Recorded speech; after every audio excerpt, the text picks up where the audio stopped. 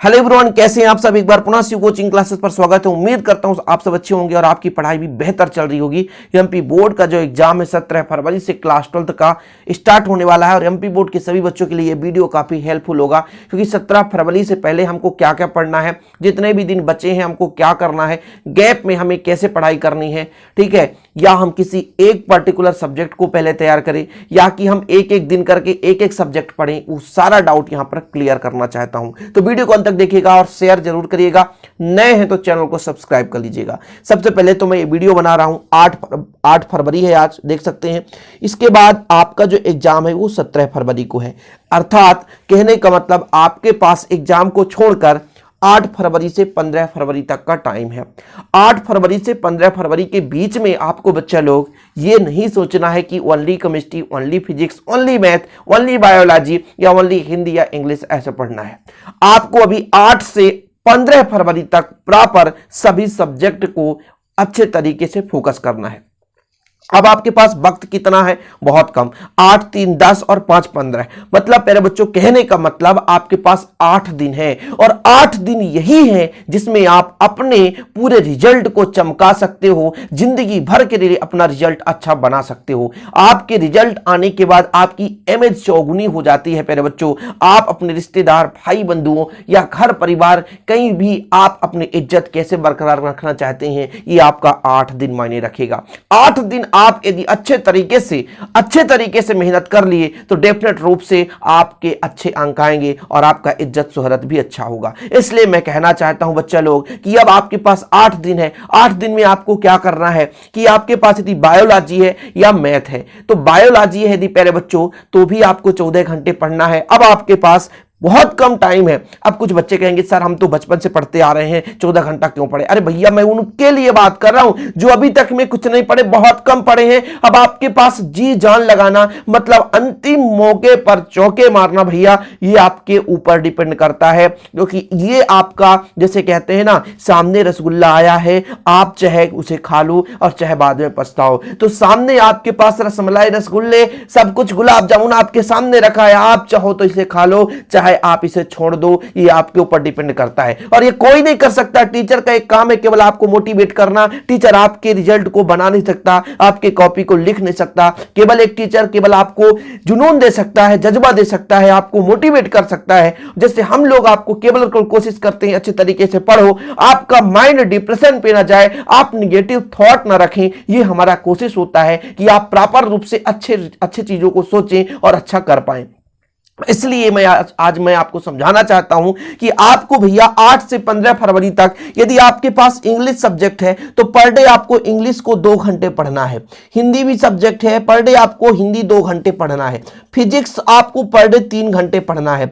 Biology है मेरे बच्चों तो 3 घंटे, केमिस्ट्री है तो ये भी 3 घंटे पढ़ना है। लेकिन यदि मैथ सब्जेक्ट है बच्चा तो इसको आपको 4 घंटा लगाना पड़ेगा, क्योंकि इनको आप पढ़ सकते हैं, नोट बनाए होंगे, पढ़ सकते हैं, लेकिन मेरे बच्चों ये जो मैथ है इसको नोट्स से काम आने वाला नहीं है। आपको पूरे फार्मूले तैयार करना पड़ेगा। स्ट्रेटजी आपका क्या होना चाहिए, पूरे फार्मूले आपसे क्लियर होना चाहिए, है ना। साथ साथ आपको प्रैक्टिस करना पड़ेगा, प्रत्येक क्वेश्चन को आपको सॉल्व करना पड़ेगा। इसलिए मैथ को 4 घंटे में बहुत कम कह रहा हूं, 5 घंटे 6 घंटे भी टोटल मिला दो प्यारे बच्चों तो आपके पास 14 घंटे का टाइम आता है। 14 घंटे में एक बाद आपके पास 10 घंटे बचते हैं। 10 घंटे में आप 2 घंटे नित्य क्रिया में लगा दो और 6 घंटे सोने में लगा दो, फिर भी आपके पास 2 घंटे और बच जाते हैं। तो चाहे आप 15 घंटे तक भी मेहनत कर सकते हैं। अरे वही बच्चा मेहनत कर सकता है जिसके मन में जुनून और जज्बा होगा, जो कुछ करना चाहता है। बाकी तो वीडियो को स्किप करके भूल जाते हैं लोग, छोड़ देते हैं कि यार ऐसे बकते रहते हैं, क्या मतलब है। अरे भैया, जिस दिन आप इतना मेहनत कर लोगे ना, उस दिन आपको एक दिन आप मेहनत करके देखो, शाम को जब सोओगे ना, इतना अच्छे से नींद आएगा कि वाकई में आज हम कुछ किए हैं, आज का दिन हमारा अच्छा गया है। जब कोई अच्छा काम कर लेता है व्यक्ति ना, उसे अंदर से सुकून महसूस होता है, अंदर से खुशी का आभास होता है कि वाकई में आज हमने समय का सदुपयोग किया है। और 8 दिन के जो समय है भैया, ये आपका कीमत जो है गोल्ड के समान बना देगा। इसलिए 8 दिन में आप कैसे मैनेज करते हो ये आपके ऊपर डिपेंड करता है। अब जैसे प्यारे बच्चों, आपके पास गैप भी ज्यादा नहीं है। अब गैप में तो आप अदर सब्जेक्ट पढ़ नहीं सकते। जैसे कभी कभी सब्जेक्ट में पहले जो होता था पेपर, तो 4 दिन 5 दिन का गैप हो जाता था, लेकिन यहां पर ज्यादा गैप है कहां, कुछ भी नहीं है गैप। यहां पर प्यारे बच्चों मैं आपको बता देना चाहता हूं, जो मैथ का बच्चा होगा, यहां पे जैसे 17 फरवरी है, 17 फरवरी के पहले आपको 15 तक तो सभी सब्जेक्ट पढ़ना है। 16 को सुबह से या 15 को रात में आप पढ़ो, फिर रात में भी 1-2 घंटे मैनेज कर लो, या रात से आप शुरू कर दो 15 के रात से। तो आपको इंग्लिश 15 की रात से पढ़ना है, 15 और 16 का रात, 2 रात हो जाएगा। 2 रात में आप प्रॉपर रूप से दिया भी आप 2-2 घंटे पढ़ते आ रहे हो, क्वेश्चन बैंक को सॉल्व करते आ रहे हो, तो डेफिनेट रूप से आप कर पाओगे। तो ये हो जाएगा आपका इंग्लिश, 2 रात कम से कम मिलना चाहिए। इसके बाद आपको फिर बीच में हिंदी का पेपर है 19 को, तो आपका 17 का रात 18 का रात, 2 रात मिल रहे हैं, 6-6 घंटे सो, बाकी मेहनत करो। तो आपके पास यहां भी अच्छा है, अच्छा खासा मतलब टाइम है। हिंदी और इंग्लिश के लिए 2 दिन या 2 रात बहुत है भैया,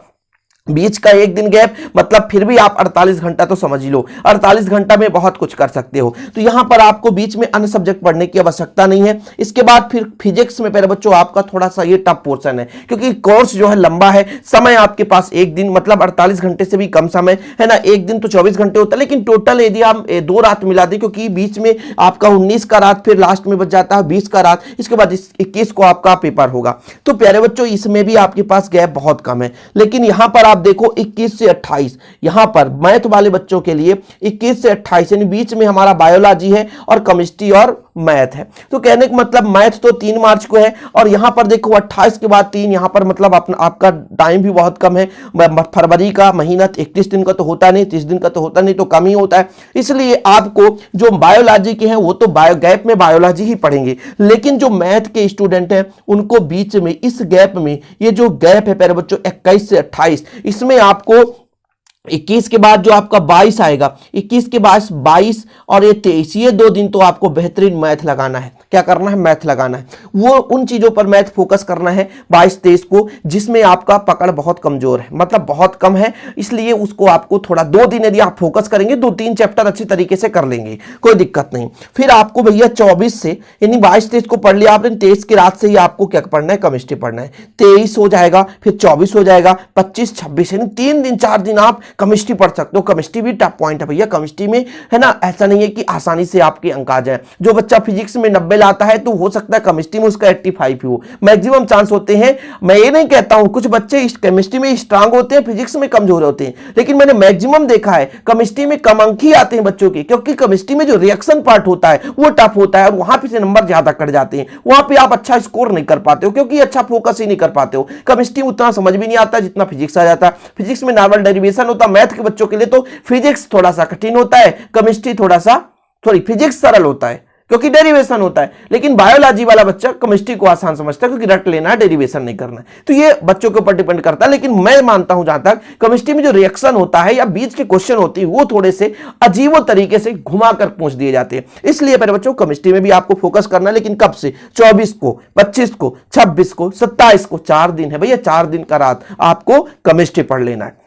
इसके बाद आपका मैथ जो होगा यहां पे स्ट्रांग हो जाए, क्योंकि 3 मार्च से पहले जो भी दिन बचा, और यहां पर आपका 19 के बाद 20, 21, 22 ये आपका फिजिक्स के बाद है ना, फिजिक्स के बाद आपको जो बायोलॉजी का पार्टीशन है यहां पे आपको मैथ पढ़ना है। तो इस स्ट्रेटजी से आपको पढ़ना है, और आपके पास अभी जितने दिन है बिना टेंशन के। और हां, मैं एक चीज और कहना चाहता हूं, ये मत प्रेशर लो कि हमारा एग्जाम बहुत कठिन आएगा, ऐसा समझो कि ये भी एक मोमेंट है, आया है, अच्छे तरीके से निकल जाएगा। यदि आप प्रेशर लेकर पढ़ोगे जो बन रहा वो भी भूल जाएगा। एग्जाम के एक दिन कैसे क्या क्या पढ़ना वो चीज भी मैं वीडियो लाऊंगा। अभी मैं सिर्फ फिलहाल इतना इसलिए कर रहा हूं, ये वीडियो इसलिए प्रोवाइड कर रहा हूं, आपके पास इतने दिन और आप कैसे इसको मैनेज करेंगे। इन दिनों को आपको बर्बाद नहीं होने देना है, बस तन मन धन अभी से इस वीडियो को देखने के बाद मेरे बच्चों प्लीज शेयर कर देना, चैनल पर नए सब्सक्राइब कर लेना और अभी से मेहनत करना शुरू कर दो। बिल्कुल 1 मिनट का भी आपके पास वक्त नहीं है बेफजूल खर्च करने के लिए, क्योंकि ये वक्त है जो आपकी जिंदगी को सुनहरा बना सकता है, आपके जीवन को अच्छा बना सकता है, और यही वक्त जो है आपकी जिंदगी, आपके नाम को बर्बाद कर सकता है, आपके नाम को खराब कर सकता है। तो चलिए लग जाइए अभी से और बोर्ड एग्जाम की तैयारी करना शुरू कर दीजिए। अभी भी यदि सोए थे तो जाग उठिए भैया, सोना थोड़ा सा कम कर दीजिए 10 से 15 दिन के लिए, फिर तो जिंदगी में पूरा गर्मी सोना ही सोना है, फिर सोना ही रहे, कोई दिक्कत नहीं है। जुलाई से फिर क्लास लगेगी तो आराम करते रहिएगा, है ना, लेकिन आज से मेहनत करना शुरू कर दो। मिलते हैं अगली वीडियो के साथ बच्चे लोग। जय हिंद, वंदे मातरम।